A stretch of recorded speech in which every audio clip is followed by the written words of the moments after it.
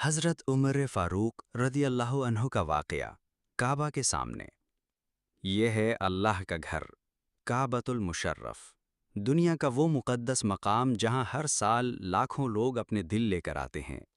ہر دل کی تمنا ہوتی ہے کہ ایک بار اس گھر کا طواف کرے، اس کے سائے تلے سجدہ کرے۔ لیکن ایک دفعہ کا واقعہ ایسا ہے جو سوچنے پر مجبور کر دیتا ہے۔ حضرت عمر ابن خطاب رضی اللہ عنہ، جن کا نام سن کر انصاف کا تصور زندہ ہو جاتا ہے، ایک مرتبہ کعبہ کے سامنے کھڑے تھے۔ کعبہ کو دیکھا، اس کی ہیبت اور عظمت ان کے دل پر اثر انداز ہوئی، لیکن اس وقت ان کے لبوں سے جو الفاظ نکلے وہ ہر مومن کے لیے ایک پیغام ہیں۔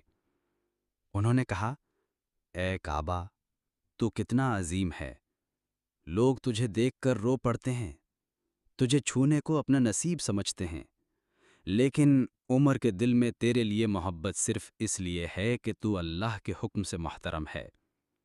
اگر اللہ تجھے محترم نہ بناتا تو ایک پتھر ہی ہوتا۔ سبحان اللہ! یہ تھی ان کی اللہ سے محبت، یہ تھا تقویٰ کا اصل مقصد۔ حضرت عمر فاروق رضی اللہ عنہ نے ہمیں یہ بتایا کہ صرف ظاہری چیزوں سے محبت نہ کرو، محبت اس سے کرو جسے اللہ محبت کرتا ہے۔ کعبہ کی عزت بھی اسی لیے ہے کہ اللہ نے اسے عزت دی۔ آج ہم سب کعبہ کو دیکھ کر جذباتی ہو جاتے ہیں، رو پڑتے ہیں، لیکن کیا ہمارا دل بھی اللہ کی عزت کا واقعی احساس کرتا ہے؟ کیا ہمارے عمل بھی اللہ کے حکم پر چلنے والے ہیں؟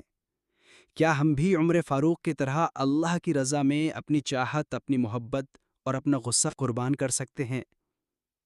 سوچئے، اس دنیا میں ہر چیز فانی ہے، لیکن جو اللہ کے لیے ہے وہ باقی ہے۔ عمر کا تقویٰ، ان کا جذبہ، ان کا انصاف سب اللہ کے لیے تھا، اور اسی لیے وہ عمر فاروق کہلائے۔ آج ہم بھی فیصلہ کریں، اپنی محبت صرف اللہ کے لیے بنائیں، اپنے عمل کو اسی کے لیے پاک کریں۔ کعبہ کے سامنے کھڑے ہو کے صرف رونے سے کچھ نہیں ہوگا، اصلی سجدہ تو تب ہے جب دل اللہ کے لیے جھک جائے۔